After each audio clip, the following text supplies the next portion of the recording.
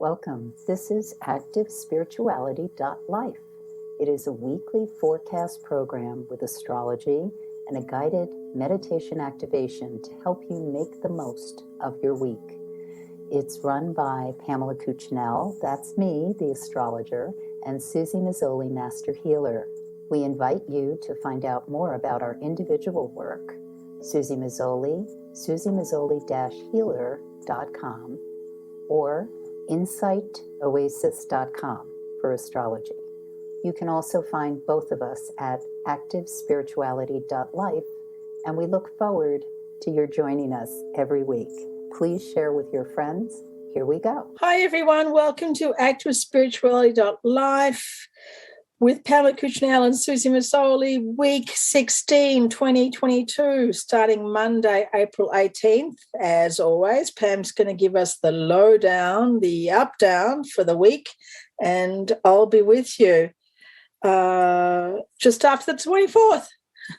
What's up? Starting the 18th, the moon is in the sign of Scorpio. And those of you who've listened to me for a while know that when the moon is in the sign of Scorpio, it's a rather intense sign. It's a water sign. It's what we call fixed.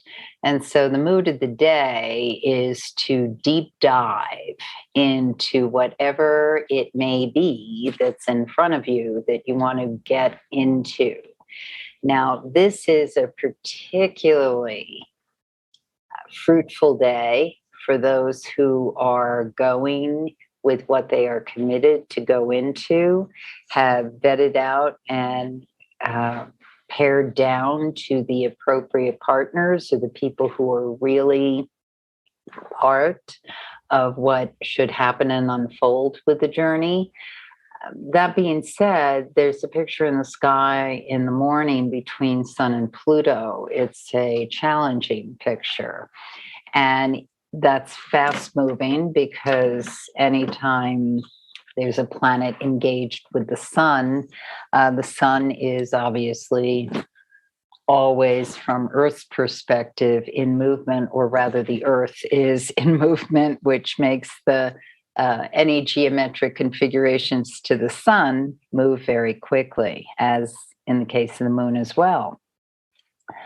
But a Sun square Pluto configuration will indicate that as of the night before, day before, morning, this is a rather volatile, challenging day, because what's happening in the symbols is that self-expression gets into headbutting or challenges with the power, whatever the ultimate power seems to be. So it could be financial, it could be someone in your life who's pulling emotional strings, or monetary or power strings. And it could also, it always distills down to what's going on within you.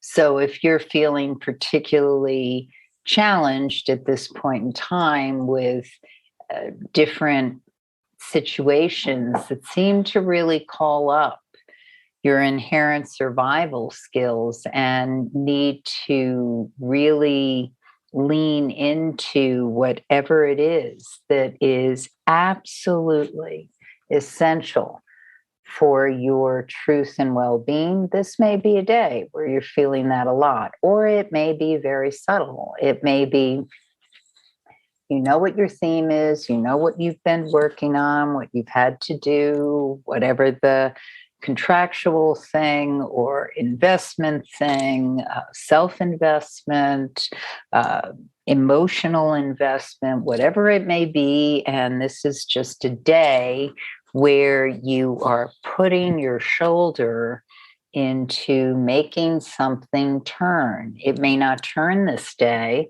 but it is a tremendous day for addressing things that we really want to accomplish and move with. It's a very juicy day to connect with your intuition, to follow the flow of how things need to unfold.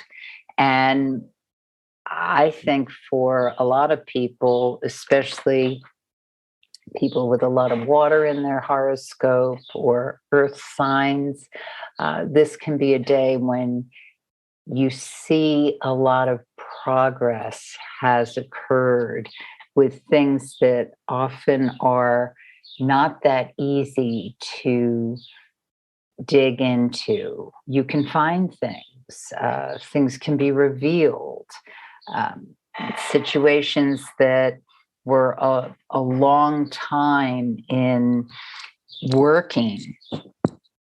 There can be indications of the resolution or the people with whom or the person that is going to really be an assist or just the right click, click, click that lets it happen. But make no mistake, this isn't just sort of snap your fingers and magically it all falls into place.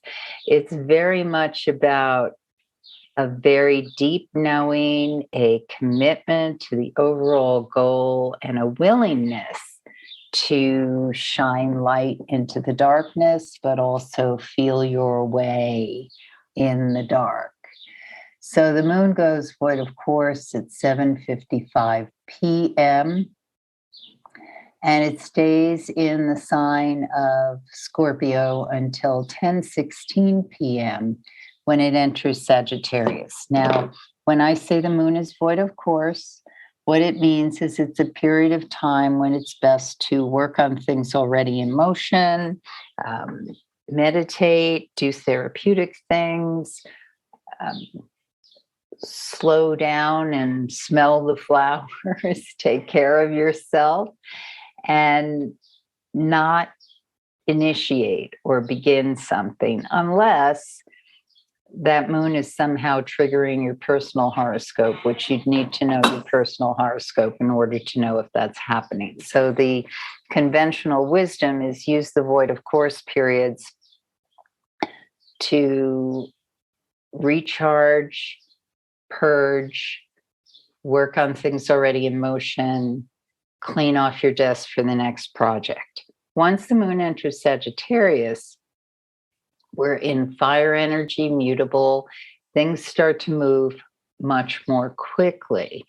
Doesn't necessarily mean, however, that the outcome will be easy or this is a good time to start things. It certainly isn't a bad time to start things. Keep in mind, we are in the waning moon cycle. We had the full moon over this past weekend. So it doesn't mean you can't begin things. It just means that you take into account that things may not move as quickly as they would in the waxing moon cycle, especially when you begin something with good aspects.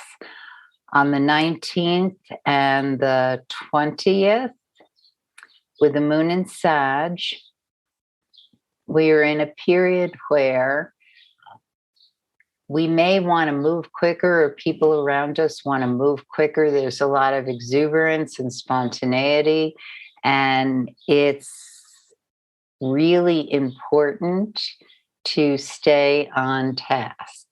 Unless it's okay that you're kind of spread thin and shooting at a lot of things. But otherwise, if you really are in a period or need to get certain things done, stay on task because distractions abound. And on Tuesday and early Wednesday, some of us may feel as though we're spread too thin and we're just not getting enough of anything that we need. Whereas if we concentrate on one thing that needs to happen and its outcome, we can feel a lot more satisfaction by the end of this particular trip through a sign as the moon moves through Sagittarius. There is a productivity that can happen. Let's see. Oh, right. Is when we get into Thursday. So I would hold off on starting anything that you want to get off the ground quickly until Thursday, Friday, because Tuesday, Wednesday, you're dealing with a lot of fractured energy, which means that you might begin something, engage a conversation with someone, think something's going to happen, get off the ground. And then there's a lot of people looking in different directions and not really focused on what the initial or agreed upon project was. So just know that it's not necessarily bad, but it's going to be unsatisfactory if you expect that whatever it was agreed upon will stay on the time clock, because the odds are it probably won't. Whereas on Thursday and Friday, there's a lot more focus and ability for people to follow through with something that they had initiated or said they were going to follow through with.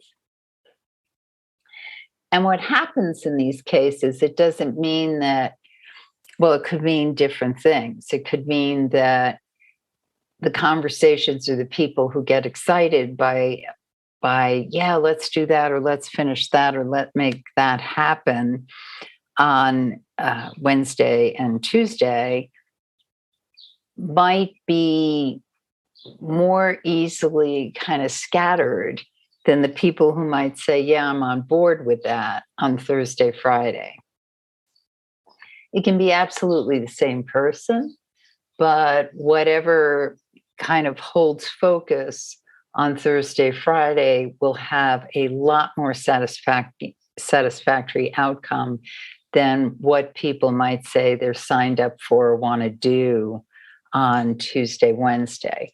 And so the midweek days can be, they can be good days for moving around, getting exposed to a lot of things, throwing ideas around, kind of seeing what may stick. And when we get to Thursday, Friday, those are the days to sink in, follow through, know the outcome is going to go in a direction that's really beneficial. Actually, Thursday until Friday in the early evening, those 2 days are really strong days to execute ambitious projects, and, or rather, if you're on board with really intense, focused, deep dive ways of working. If that's what you want to do, or want to hire somebody or give somebody the job to do who's better at that kind of thing, these days are going to be very satisfactory outcome days. So the moon goes void, of course, at 11:53 p.m. on Friday. And it enters Aquarius in the wee hours of Saturday, the 23rd. And all the times I give are Eastern time, if I haven't mentioned that. So please adjust depending on where you are. So that period when the moon enters the sign of Aquarius, because of where Mercury is positioned, actually, they're certainly lively days, Saturday and Sunday.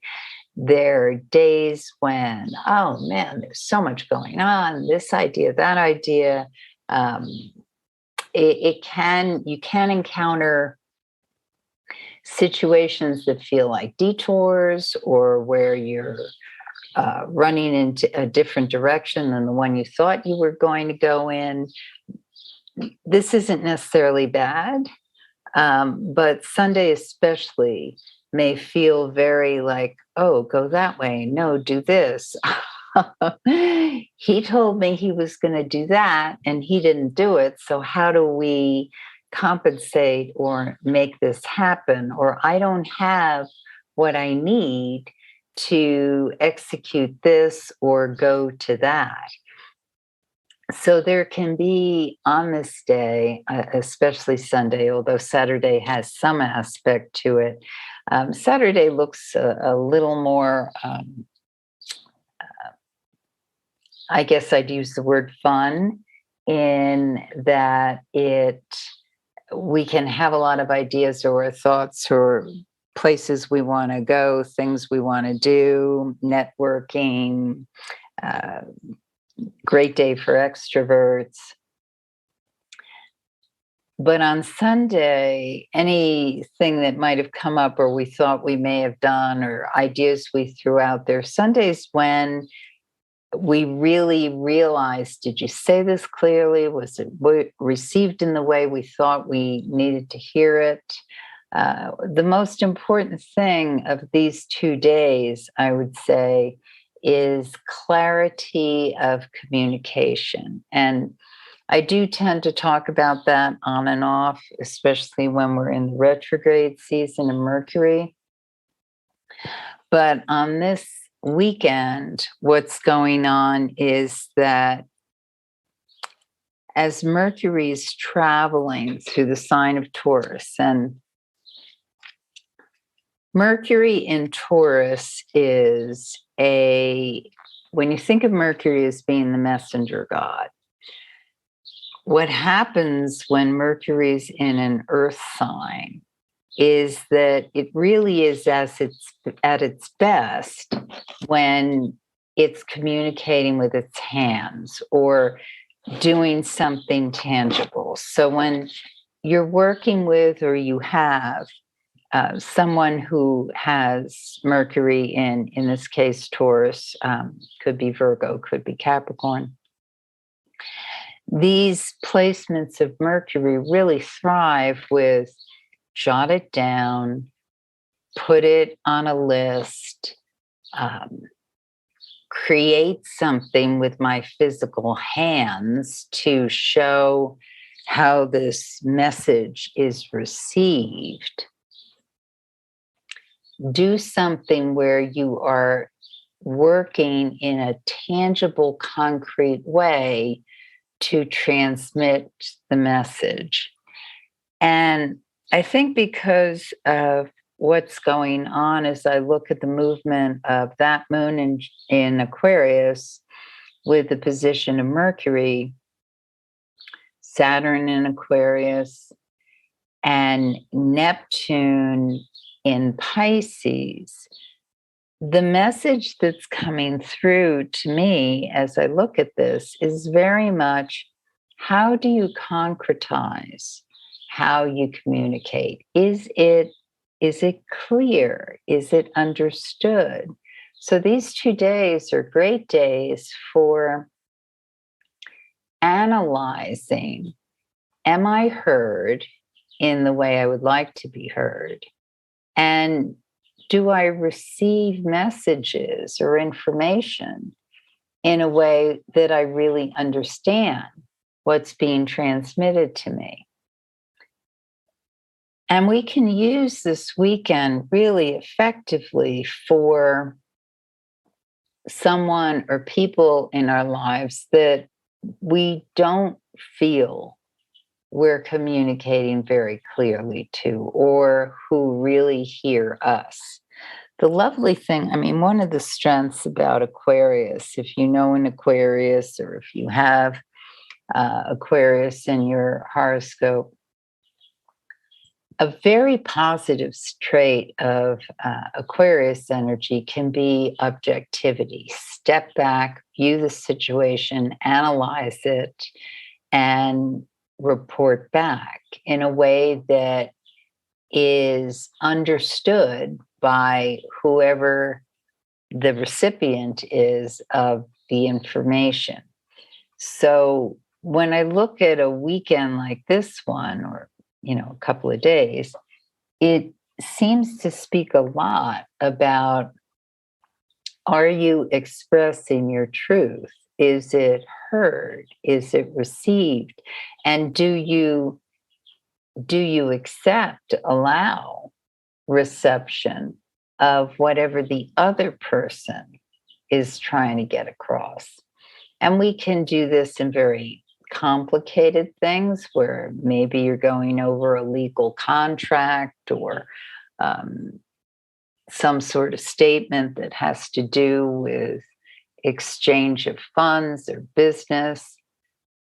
Or it can be just really discussing with a spouse, partner, roommate, look, this is the way I like to leave the bathroom counter, and this is why. And to do it in a very analytical explanation way instead of defensiveness or arguing.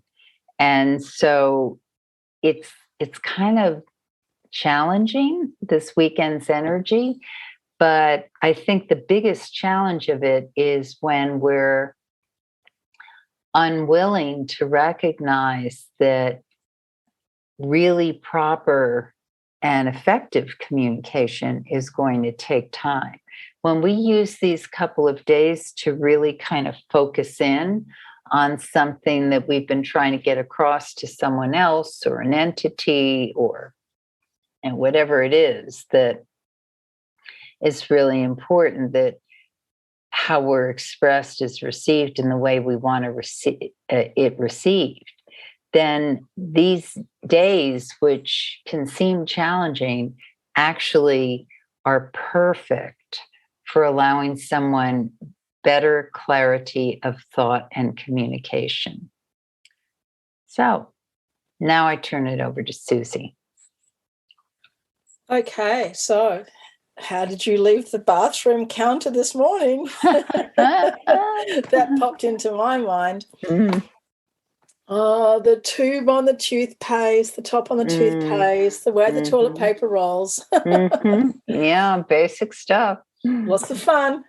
Okay, so I invite everyone to take 10 minutes. Find that place of stillness if you can. And just take a few deeper breaths. Allow yourself to arrive. Make a sigh. Sometimes that really helps too. And just take a moment to check in with your physical body. And what I like to do sometimes is just tighten all of my muscles really, really tight, like we do in yoga class, tighten everything up, and then sometimes when I do that, I realize that I have actually been holding my shoulders underneath my earlobes for the last 3 hours while I've been working. So just allow yourself to arrive. Take a few deeper breaths and just one more couple deeper breaths.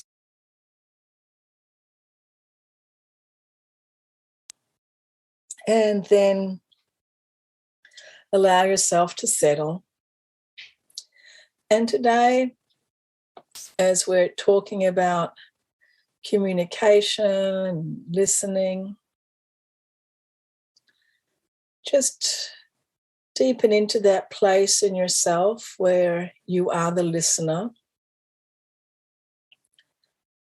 And notice who you are and what you are and what you're like when you're in a conversation. I sometimes refer to this as 100% listening or 50% listening. And sometimes we're multitasking and we're listening and we're doing something, and maybe that's enough attention. But there's a lot of times when we actually need to really give 100% of our attention to that person that we're listening to. And very often you'll find that even when you're listening to that person, you'll have all of your judgments, all of the things that you just kind of suppose or think or understand or just expect from that person. And so it's not really listening then. It's kind of maybe like even 80% listening, because we're superimposing some sort of ideas on that person. So I would like to meditate now on bringing that opening to our ears, bringing that opening to our heart.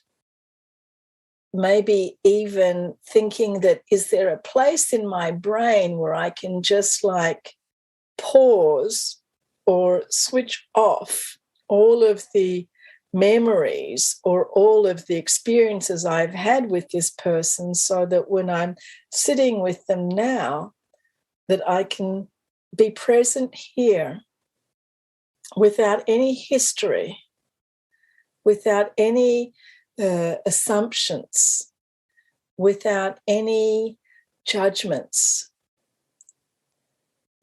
And if I can find that little switch, which it might actually resist, but just for a few moments, so that I can really be present with this person without all of my baggage or all of our baggage, and just listen. And find that place in our heart, find that place in our brain, find that place in our experience. And it's also possible that we can talk to people, communicate with people in this way, as well as with ourselves too. And as we come into that place now, just imagine literally that your ears are turning into like Dumbo's ears, huge elephant ears, that they're really, really big, and just you can almost feel it now, like the blood is rushing to your ears. Your ears might be starting to turn red. As we open up our ears, listening to the world around us without reacting, without responding, without jumping in and saying, oh, yeah, that's happened to me, and immediately associating it and turning the story into you. Opening our ears and listening without placing any information or experience from ourself onto that, without even, in a way, really relating to it, but listening to it. And so often, so many of us are immediately thinking, how can I help them? Especially if someone's telling us about their problems. How can I make them feel better? What can I say? Because we feel uncomfortable when other people feel uncomfortable, and we want to help. We want to immediately make things better. We don't want to see our family or our friends suffering. So what can we do when we can just listen? Just hold that space of listening, connecting heart to heart.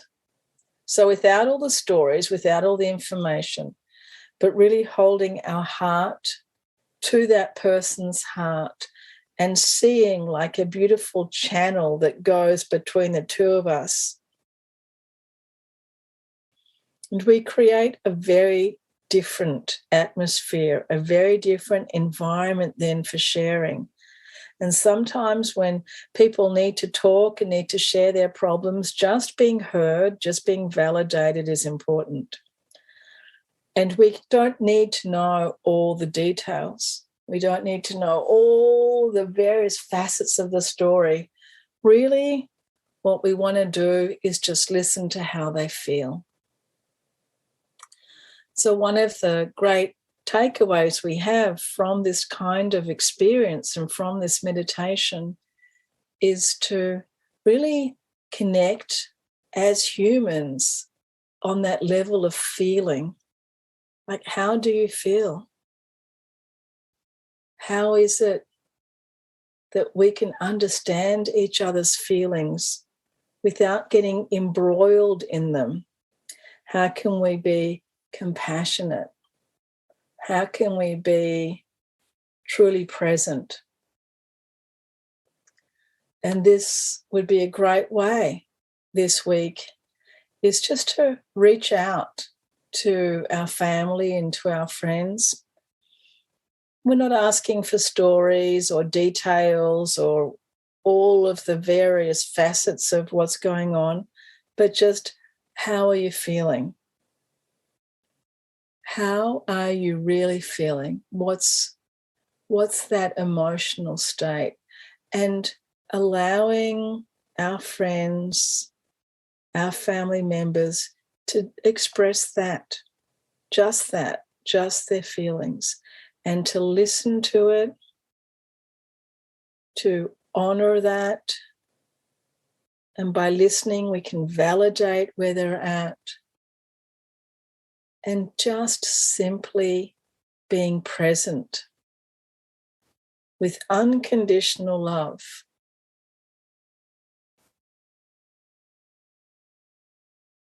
So I invite all of us to feel that opportunity arise in various situations this week, perhaps even with people that we find very difficult to communicate with. Allow for the facts and the logic and the story to just be distilled, and to be really only listening to the feeling.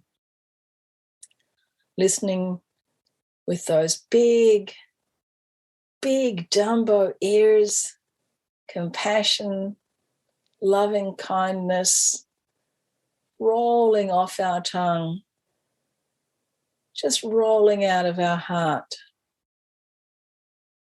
and allowing ourselves to be present. And as we take a few deeper breaths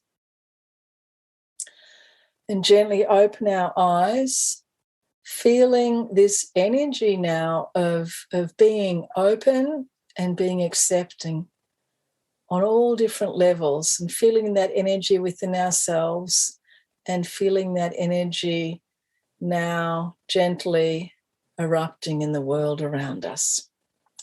Thanks so much, everyone, for joining us. We will see you next week. Lots of love. You have been listening to Suzy Meszoly and Pamela Cucinell of ActiveSpirituality.life. If you've enjoyed this program, consider a donation. You can find the link for that, ActiveSpirituality.life. Regardless, we look forward to having you join us again for next week's podcast.